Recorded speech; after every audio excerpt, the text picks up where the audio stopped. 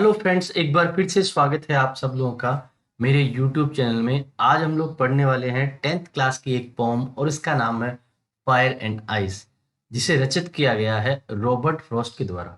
दोस्तों, ये जो पोएम है ये एक सिंबॉलिक पोएम है। सिंबॉलिक पोएम का मतलब होता है जिसमें जो स्पेसिफिक वर्ड्स होते हैं उनका वास्तविक मीनिंग कुछ और होता है, उन्हें एक सिंबल के रूप में काम में लिया जाता है। जैसे इसमें फायर जो है वो सिंबल है डिजायर और हमारे पैशंस।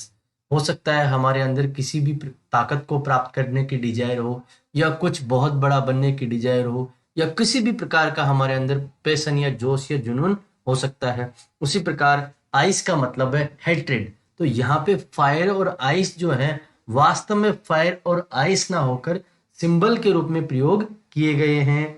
दोस्तों, इस पोएम के साथ साथ में हम इसमें जो काम में लिए गए पोएटिक डिवाइसेस हैं उनको भी यूज करेंगे। तो चलो करते हैं शानदार वीडियो की शुरुआत। Some say the world will end in fire, some say in ice, from what I have tasted of desire I hold with those who favour fire. यहाँ पोइट कह रहा है कि कुछ लोग ऐसा कहते हैं कि ये जो दुनिया है वो खत्म हो जाएगी फायर से यानी आग से, और कुछ लोग कहते हैं वो खत्म हो जाएगी आइस से।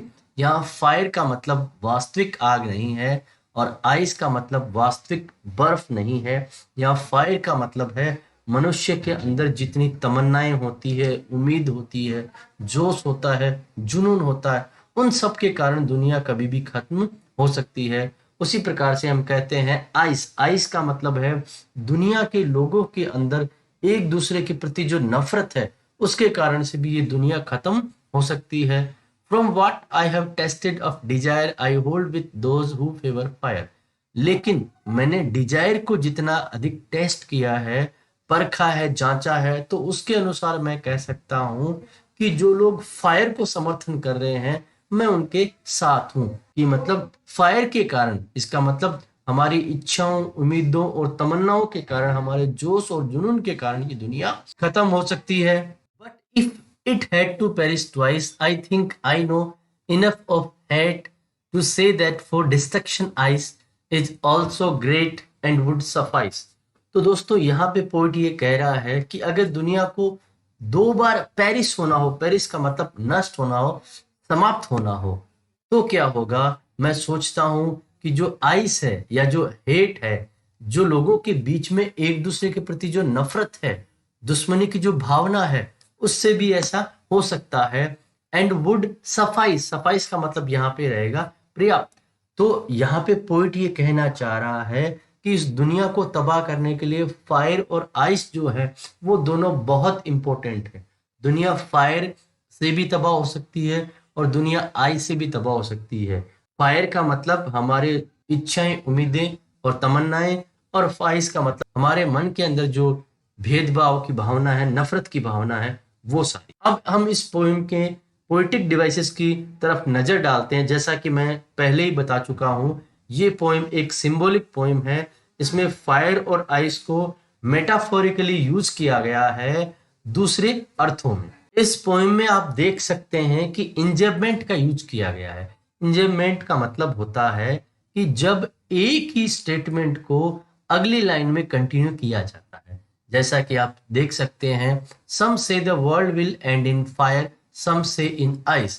बीच में कोई कोमा नहीं है, कुछ भी नहीं है, और इसे कंटिन्यू किया गया है। ऐसा ही बाकी की जो लाइंस है उनमें भी आप देख सकते हैं। जैसे आगे हम देखते हैं, from what I have tasted of desire I hold with those who favour fire.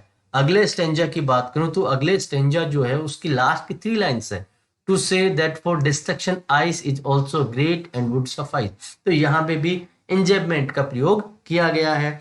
और इस पोएम के अंदर पर्सोनिफिकेशन का भी यूज किया गया है। जैसा कि मैंने आपको पहले भी बताया, फायर और आइस को एक पर्सन की तरह ट्रीट किया गया है, क्योंकि फायर और आइस नॉन लिविंग थिंग्स है और वो अपने आप कुछ नहीं कर सकते, लेकिन उन्हें ऐसे ट्रीट किया गया हो जैसे वो पर्सन हो और वो दुनिया को खत्म कर सकते हो। इस पोएम के अंदर एलिट्रेशन का यूज भी किया गया है। जैसा कि फर्स्ट और सेकंड लाइन में आप देख सकते हैं, सम से एस का रिपीटेशन है जिसे हम लोग एलिट्रेशन समझते हैं। और इसी प्रकार से इस पोएम के फर्स्ट स्टेंजा में एनाफोरा का यूज किया गया है। एनाफोरा का मतलब होता है जब सेम वर्ड्स को बार बार रिपीट किया जाता है। फर्स्ट और सेकेंड लाइन में आप देख सकते हैं सम से इसे रिपीट किया गया है 2 लाइनों में, इसलिए इसको क्या कहते हैं, एनाफोरा। दोस्तों, अगर ये वीडियो आपको अच्छा लगा हो तो इसे लाइक और शेयर करें और साथ ही साथ हमारे चैनल को सब्सक्राइब भी जरूर करें। Thank you.